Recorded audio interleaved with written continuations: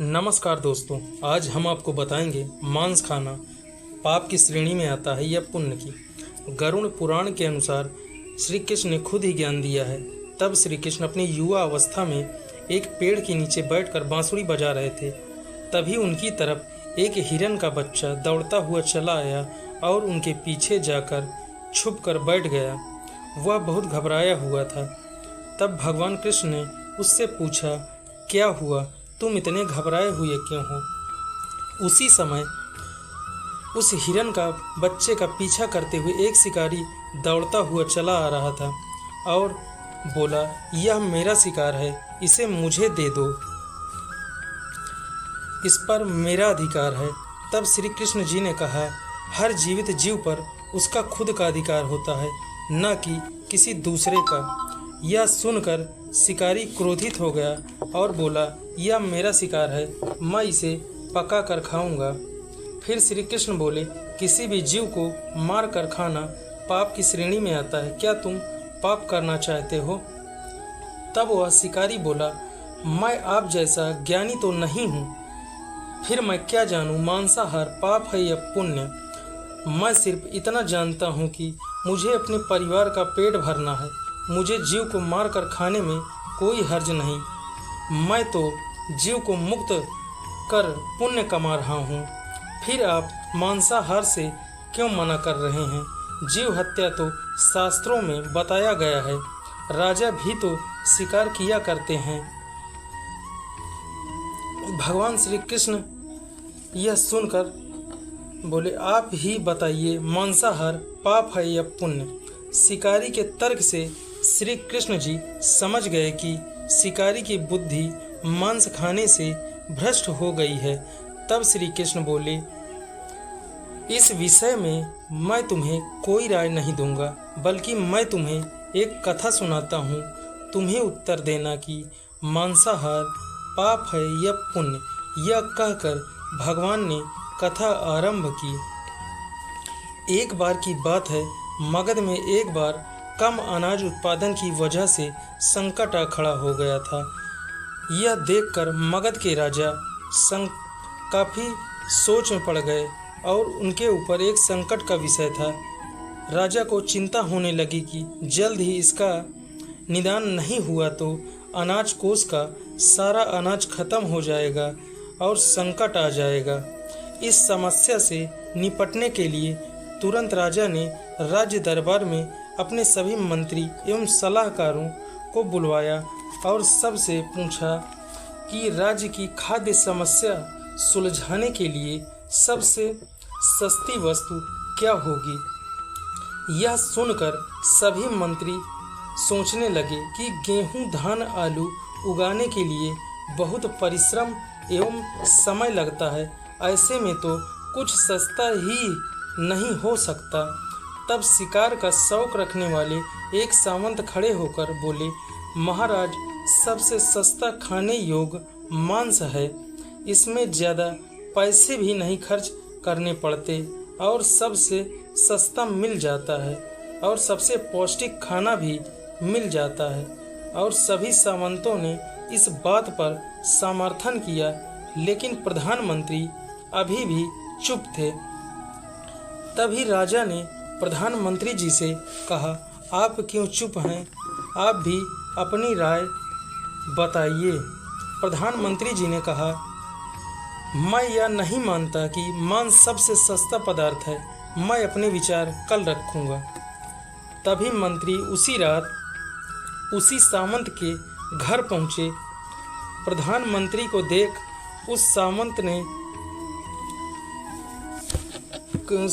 उस सामंत को काफ़ी डर पैदा हुआ कि मैंने कोई गलती तो नहीं कर दी जो प्रधानमंत्री जी अब इस समय मेरे पास आए हैं, क्या अनहोनी हो गई। तब प्रधानमंत्री जी ने कहा, महाराज बहुत बीमार हैं, उनकी हालत बहुत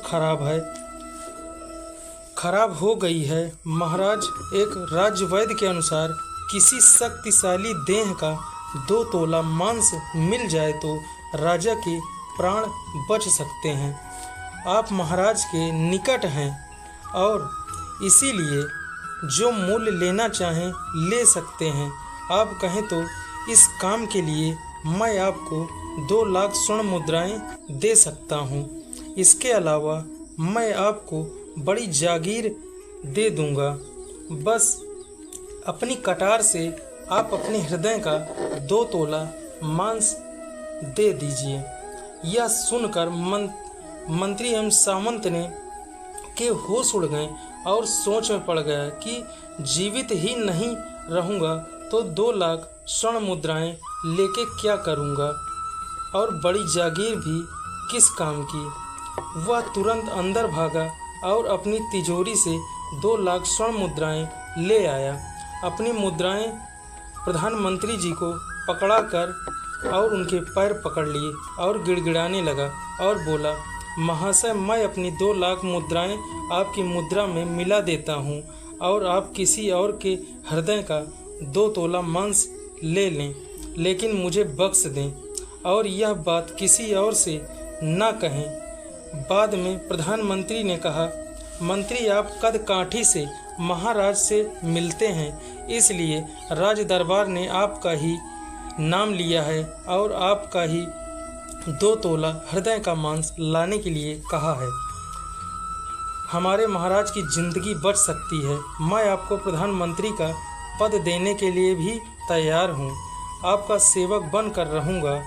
तब मंत्री ने,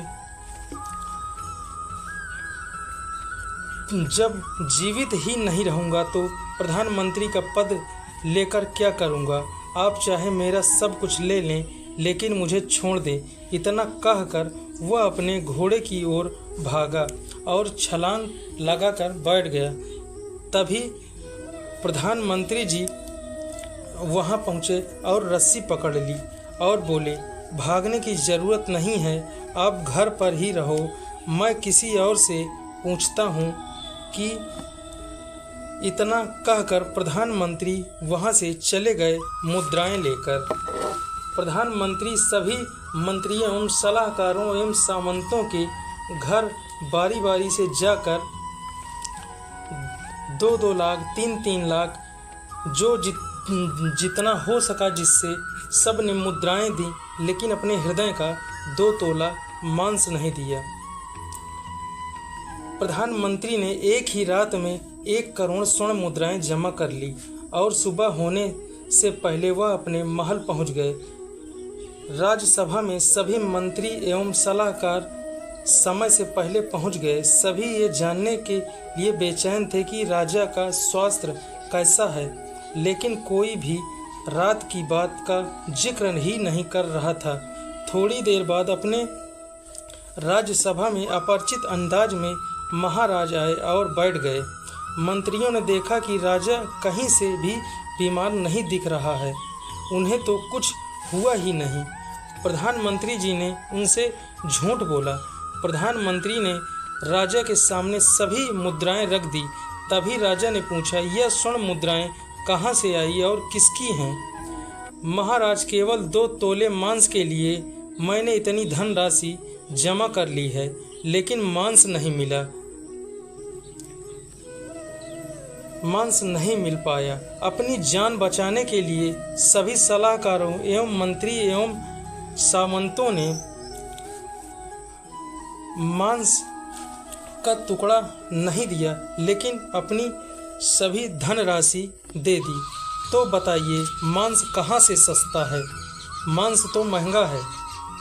उन्होंने सभी को परिश्रम करने की सलाह दी और अनाज कोष में अनाज निकालकर बढ़वाने का आदेश दिया और पौष्टिक सब्जियों की खेती करने का आदेश दिया और 1 करोड़ स्वर्ण मुद्राएं सैनिकों एवं राज्य में खर्च करने का आदेश दिया और सभी प्रजा खुशहाल हो गई। और कुछ समय बाद बारिश हुई और खेत लहलहाने लगे। सभी संकट दूर हो गया। भगवान श्री कृष्ण यह कथा को सुनाकर वह शिकारी सुनकर बोला, प्रभु, अज्ञानी को क्षमा कर दे। अज्ञानता के कारण मुझे यह गलत था, मुझे यह ज्ञान नहीं था। परंतु आपके मुख से इस कथा को सुनकर मैं जान गया हूँ कि जीवों की हत्या कर उनका मांस खाना पाप है। मैं ये अधर्म आज से ही छोड़ रहा हूँ और ना मांस खाऊंगा और ना किसी को खाने दूंगा।